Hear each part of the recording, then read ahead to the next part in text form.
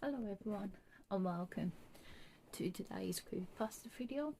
So today the CreepyPasta I'm going to be talking about is called My Father Punished Me When I Talked to Ghosts, and this one was in the adoptions and kidnappings part, and it says that it depicts children's childhood, deaths, murders, disappearances, so it's got to be more of that sort of tone for this CreepyPasta, so let's dive in. So, I've been blind since birth. As I grew up, everything was described to me in such vivid detail that I didn't even realise why it was that important to see, especially having no reference point to compare it to. We lived in a single floor ranch house. That's what father told me. In my mind, of course, I could see, although unlike how a sighted person could, I had spatial awareness. I knew where my bedroom was, where the bathroom, living room, and kitchen were. Each wall had its own texture. I I don't know if that was done on purpose or if I could just feel things that others just never noticed. I rarely fell over, only if father or one of the visitors put something somewhere they shouldn't have. It was usually the visitors, and father would shout. They visited infrequently and only briefly. When they did, father said I shouldn't speak to them, that it unsettled him. He'd worry when I saw something he didn't saw it with my eyes or by touch. Ellie was the first. She seemed very sweet. She asked me my name and why my face was so messed up. She was in the living room. I could hear where she sat from her breath.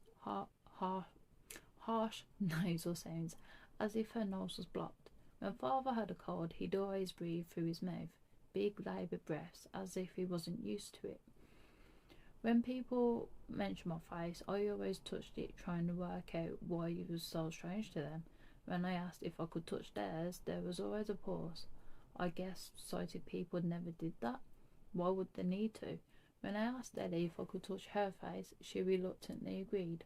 But moments later, father entered the room and me, who I was speaking to, I told him nobody. He would always punish me when I spoke about them. I think it scared him.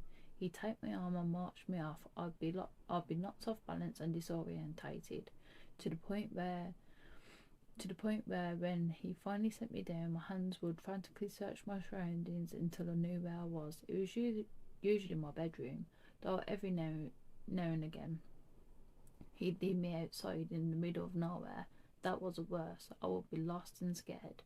He told me about the road that ran in front of the house, and explained that the sounds I heard were cars, that they'd kill me if they touched me.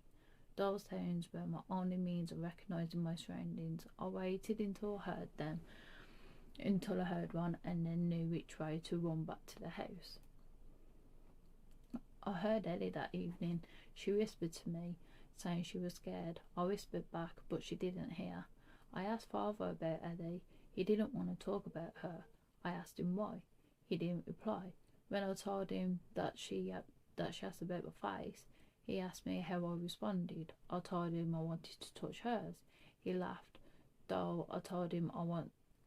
He laughed, though I knew he wasn't happy. I could hear the difference. When you laugh for pleasure, your mouth is wide open. When you pretend, your mouth is almost closed. To me, the difference is obvious. It wasn't until I was older that he explained. He said we lived in a special place connected to the other world, that sometimes dead people slip through, people who died in pain and wanted to reach the living. He explained that because I couldn't see, I was able to tune into that they knew I was listening when others weren't. He said I had to ignore it, otherwise he told me they'd latch on and never leave me.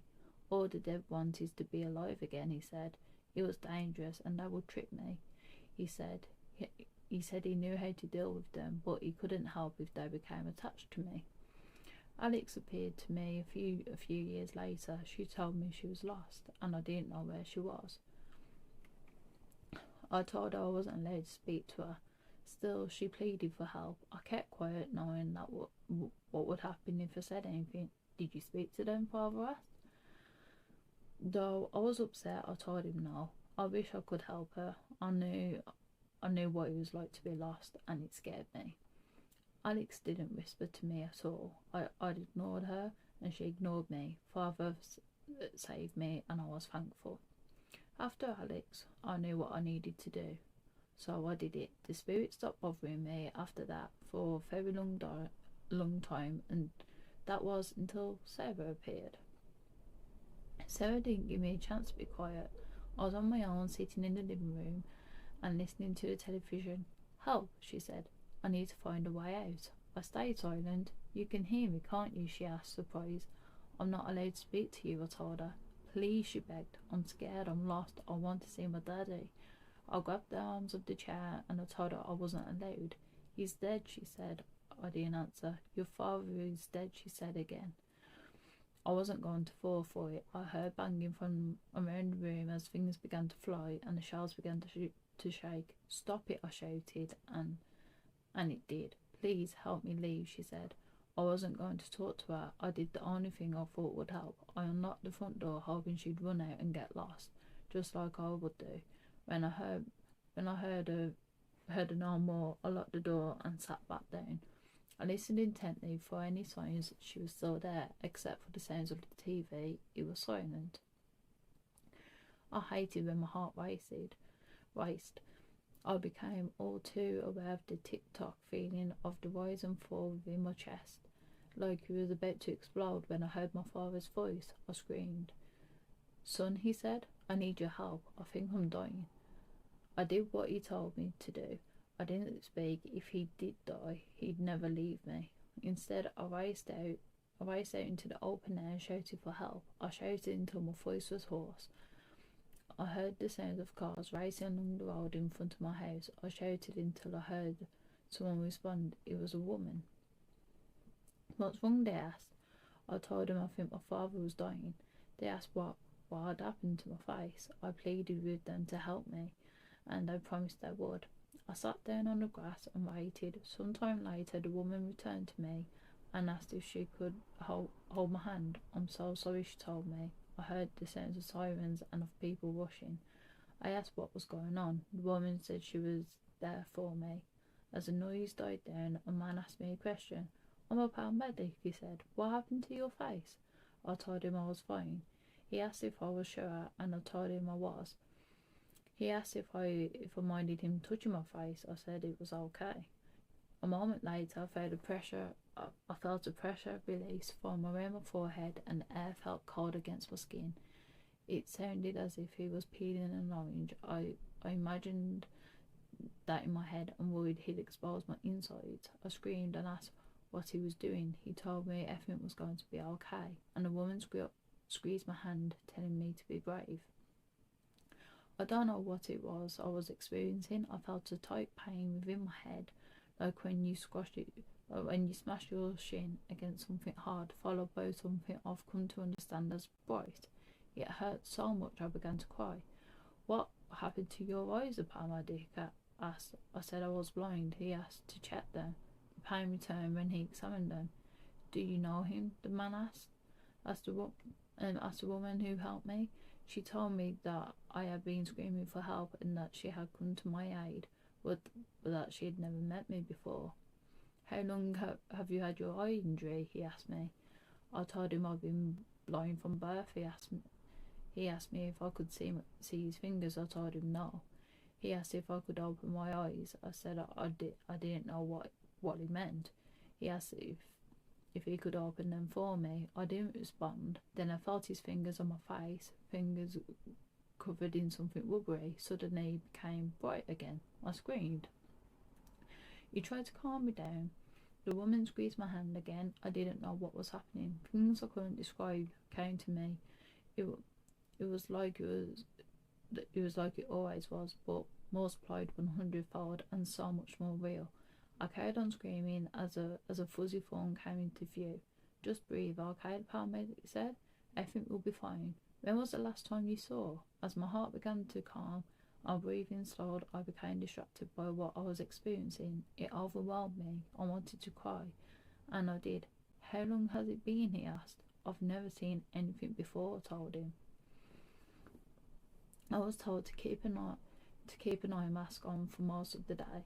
only taking it off at night at first to allow my eyes to adjust.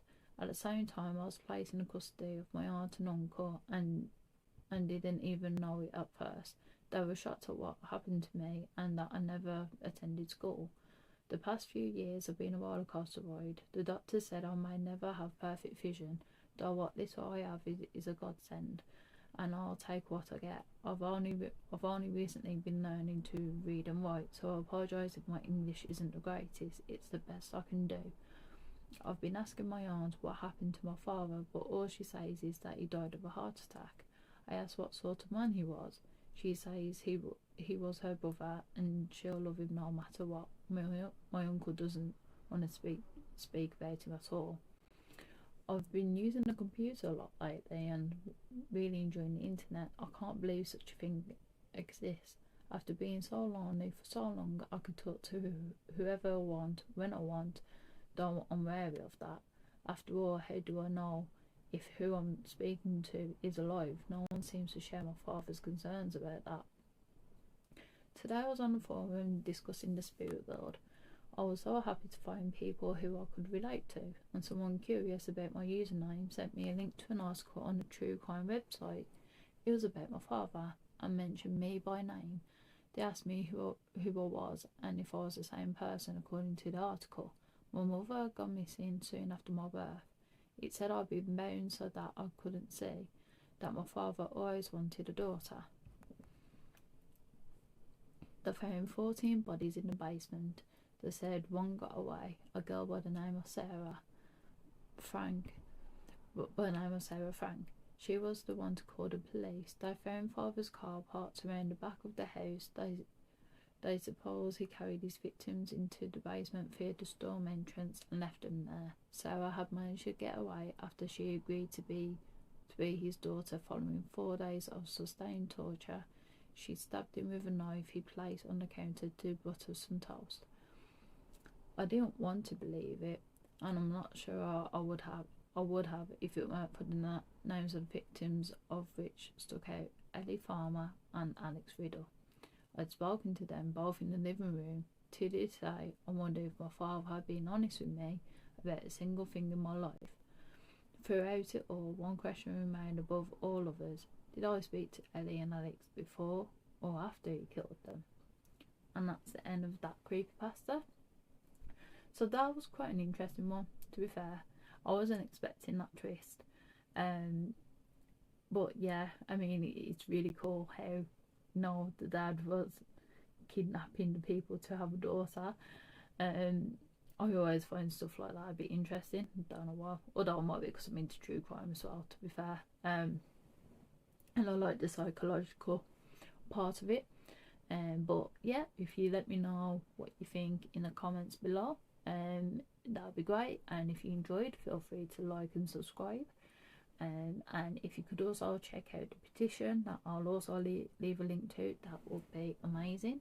And I'll see you all in the next video.